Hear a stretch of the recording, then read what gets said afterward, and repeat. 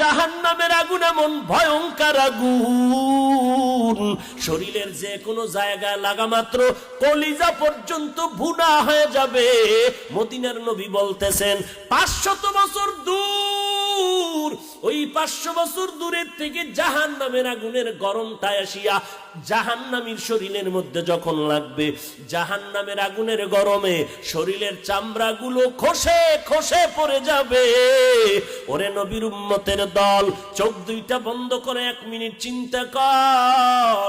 একটু ওই কবরের মধ্যে যাওয়ার পর, যেখানে আপন নাই, কেউ বাতি নাই, গুনাহগার হয়ে যদি কবরে যাও, এরে বান্দা ওই মাটির চাপ সহ্য করতে পারবি? ওই কবরের মধ্যে জাহান্নামের আগুন সহ্য করতে পারবা নি রে বাবা? আল্লাহর কাছে ক্ষমা চাও। ও আল্লাহ, আমার মতো দুর্বল আর কেউ নাই, একটা বেতের বাড়ি সহ্য করতে পারি না, জাহান্নামের আগুন আর কেমন করে সহ্য করব?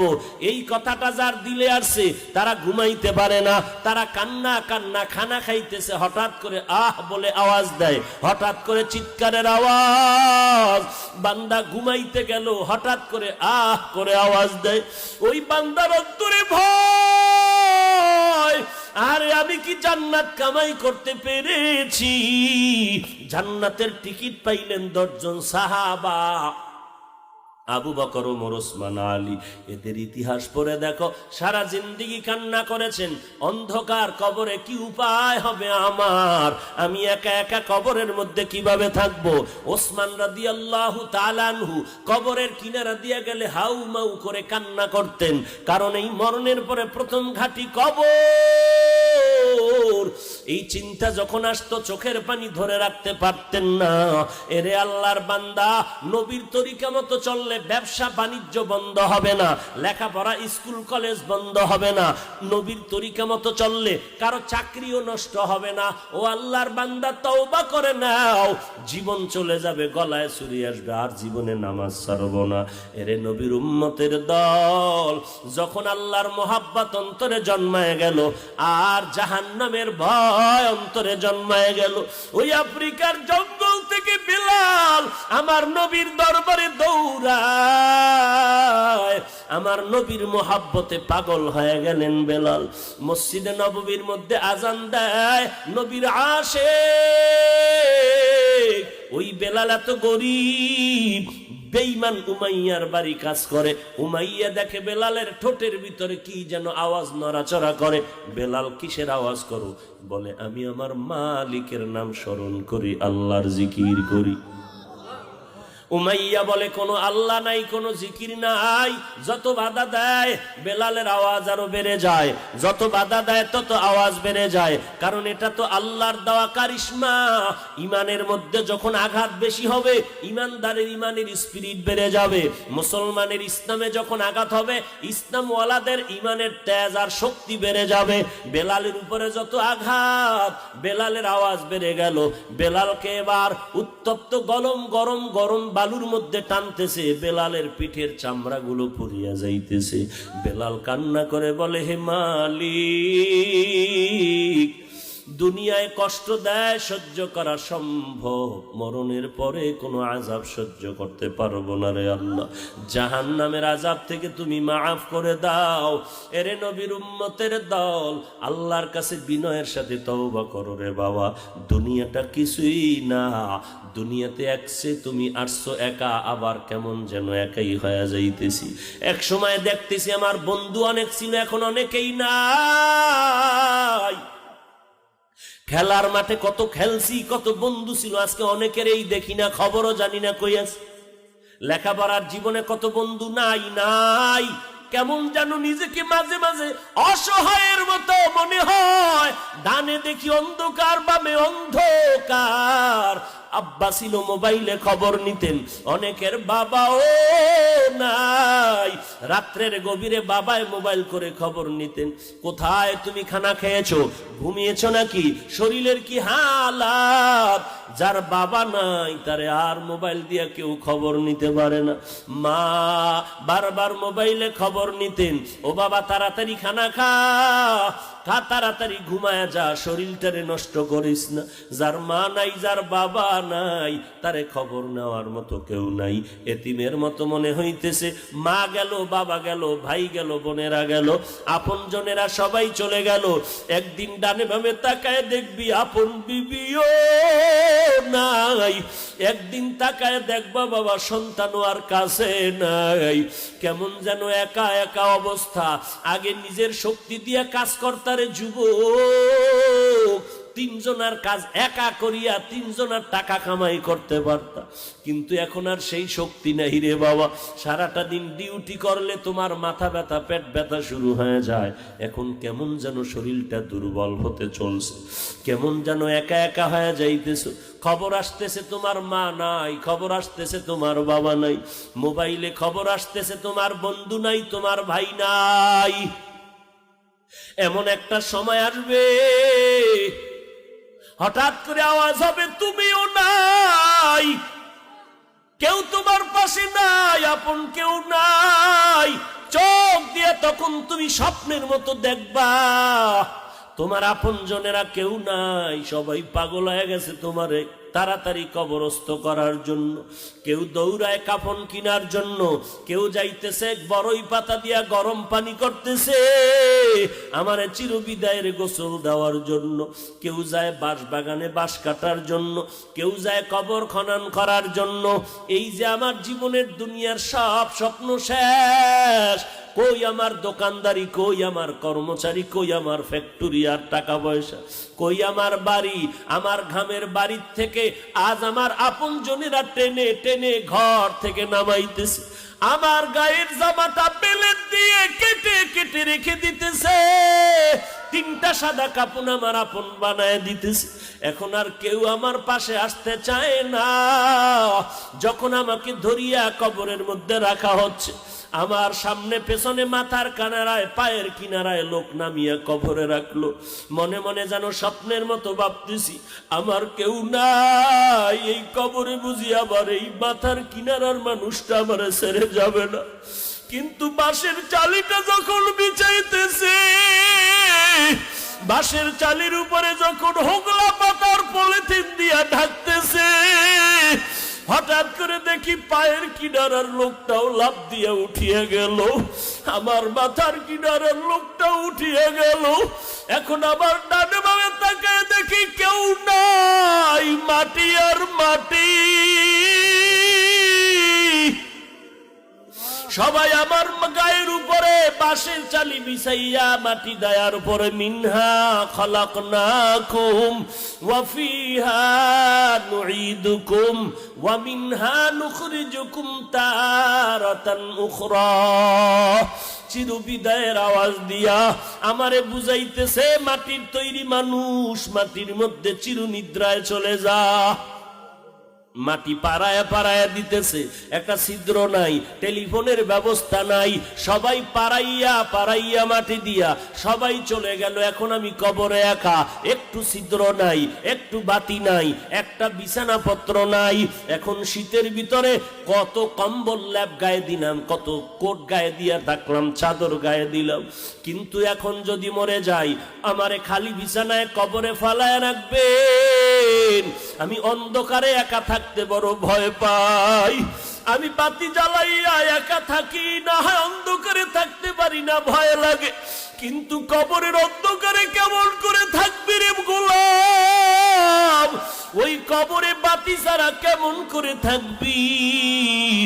যদি একটু জিকিরের আলো নিয়ে কবরে যেতে পারো, যদি একটু নামাজের আলো নিয়ে কবরে যাও, নামাজ রোজার আলো নিয়ে যদি কবরে যাও, ওই কবরে কোরআন গিয়া বলবে খবরদার ডিস্টার্ব করবা না, এই বান্দার বন্ধু আমি কোরআন আসছি সহযোগিতার জন্য।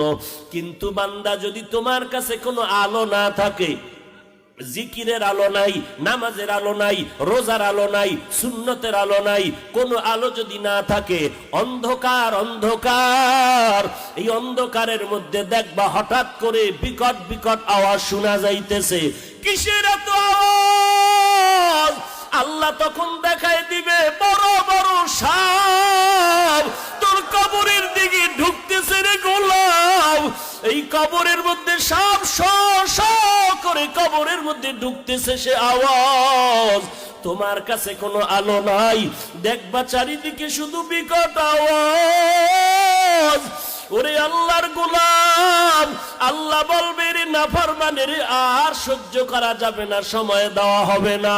এরে কবরের মাটি দুই পার্শ্ব থেকে বেদিন বেঈমানের বেনামাজির এত জোরে জোরে চাপ দাও, চাপের কারণে পাজরের হাড্ডি চুরমার হয়ে যাবে। এরে আল্লাহর বান্দা তওবা করো, চোখের পানি ছেড়ে কাঁদো।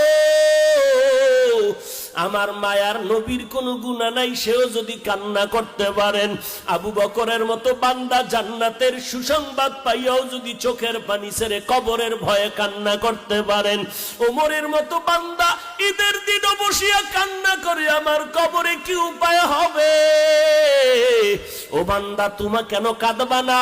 হযরত ওসমান যদি কান্না করেন, তুমি আমি কেন কান্না করব না? গুনার কারণে আমার দিলটা পাথর, চোখে পানিও নাই। ডানে বামে তাকায়া দেখো কার চোখে পানি আছে, হাতটা বাড়ায়া দোয়া চাও। কান্নাওয়ালার দোয়া খালি ফেরত যাবে না। ওরে সাদা দাড়িওয়ালা পাইলে দোয়া চাও, বাবারে পাইলে দোয়া চাও, বাবার বয়সের লোকটা পাইলে দোয়া নাও। দোয়া ছাড়া তোমার গুনাহ ছাড়তে পারবা না, দিল নরম হবে না। আল্লাহর কাছে তৌফিক চাও, হে আল্লাহ কান্নাওয়ালা চক্ষু দান করে দাও। যেই চোখে পানি নাই ও চোখ আমি চাই না রে আল্লাহ। যেই জবানে তোমার নামের জিকির নাই ওই জবান আমি চাই না। যেই অন্তরে আখিরাতের ফিকির নাই সে অন্তর চাই না। ও আল্লাহ তুমি মাফ করে দাও। জীবনে বহু অন্যায় করেছি, আর করব না।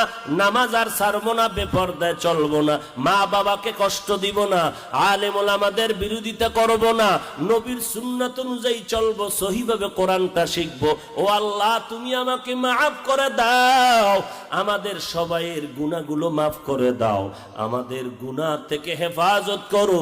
তওবা করার মতো তৌফিক দান করে দাও। তওবার উপরে মজবুত হয়ে চলার মতো আমাদের সবাইকে তৌফিক দান করে দাও, আমিন। আলহামদুলিল্লাহি রাব্বিল আলামিন, ওয়াসসালাতু ওয়াসসালামু আলা সাইয়্যিদিল আমবিয়া ওয়াল মুরসালিন ওয়া আলা আলিহি ওয়া আসহাবিহি আজমাইন। ইয়া আরহামার রাহিমিন, ইয়া আরহামার রাহিমিন, ইয়া আরহামার রাহিমিন। রব্বিরহামহুমা কামা রব্বায়ানি সগীরা। ও আল্লাহ তাকায় দেখেন এখানে কারা মা হারা ইতিম, কে যেন বাবা হারা ইতিমের মতো হাত তুলেছে। আয় আল্লাহ গুনাহ করিয়া জীবনটারে নষ্ট করে ফেলেছি। গুনাহের কারণে আমার হাত না পাক, আমার চোখ না পাক, আমার অন্তর না পাক, চোখে পানি নাই। আয় আল্লাহ এই গুনার শাস্তি কবরে সহ্য করতে পারবো না, জাহান্নামের আগুন সহ্য করতে পারবো না রে আল্লাহ। কান্নাওয়ালা চক্ষু দান করেন, কান্নাওয়ালা চক্ষু দান করেন। মেহেরবানি করে আমাদের জীবনের গুনাহগুলো মাফ করে দেন। সারা দুনিয়ার মানুষের মুক্তি দান করেন, হেদায়েতের দৌলত দান করেন।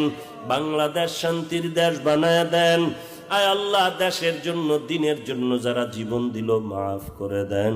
এখনো যারা চেষ্টা করে কবুল করে নেন। আয় আল্লাহ নবীর সুন্নাতওয়ালা জীবন দান করেন। আয় আল্লাহ মা বোনদের পর্দানিশী বানায় দেন, সন্তানগুলো নেককার বানায় দেন।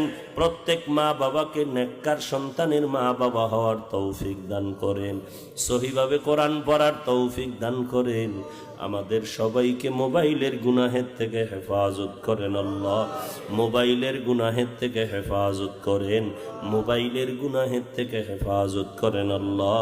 আয় আল্লাহ যারা কামাই রুজি ব্যবসা করে হালাল ভাবে বরকত বাড়ায়া দেন, হারাম থেকে হেফাজত করেন আল্লাহ। মা বাবার খেদমত করার তৌফিক দান করেন। উলামায়ে আহলে হকের সোহবত নেয়ার তৌফিক দান করেন। আয় আল্লাহ সহিভাবে কোরআন পড়ার তৌফিক দান করেন। সবার সিনায় হেদায়েতের বাতি জ্বালায় দেন। চলার পথে ইজ্জতের সাথে হেফাজত করেন। আয়োজনকারীদের কবুল করে নেন।